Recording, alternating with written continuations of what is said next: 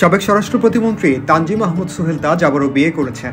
বেশ কয়েকদিন আগে রাজধানীতে অনাড়ম্বর অনুষ্ঠানের মাধ্যমে ৫৫ বছর বয়সী সোহেল তাজ বাগদান সম্পন্ন করেন পাত্রী শিমু, যিনি আবার আয়রন গার্ল হিসেবে পরিচিত। এবার প্রকাশ্যে এলো তাদের বিয়ের ফটোশুটের ছবিগুলো প্রকাশ করেছে একটি ওয়েডিং ফটোগ্রাফি প্রতিষ্ঠান।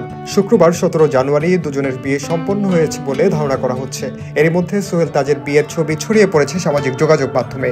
বিয়ের সমস্ত আয়োজন ছিল রাজধানীর বনানীর একটি রেস্তোরাঁয়। একটি ভিডিওতে মালা বদল করতে দেখা যায় সোহেল তাজ ও শিমুকে। শিমুর বিয়ের পোশাকের সঙ্গে থাকা ওড়নায় লেখা ছিল সোহেল তাজের বউ শিমু। এর আগে ধানমন্ডিতে নিজের ফিটনেস সেন্টার ইন্সপায়ারে হাস্যোজ্জ্বল ভঙ্গিতে হাঁটু গেড়ে বসে তার ফিটনেস সেন্টারের ট্রেইনার শাহনাজ পারভিন শিমুর হাতে আংটি পরিয়ে বাগদান সম্পন্ন করেন সোহেল তাজ। জানা গেছে ঠাকুরগাঁওয়ের মেয়ে শিমু মা ও দুই ভাইকে নিয়ে ঢাকায় বসবাস করেন। দীর্ঘদিন ধরে একসঙ্গে কাজ করার সুবাদে সোহেল তাজের সঙ্গে তার সখ্যতা গড়ে ওঠে। তারই ধারাবাহিকতায় উভয় পরিবারের সম্মতিতে বিবাহ বন্ধনে আবদ্ধ হন তারা।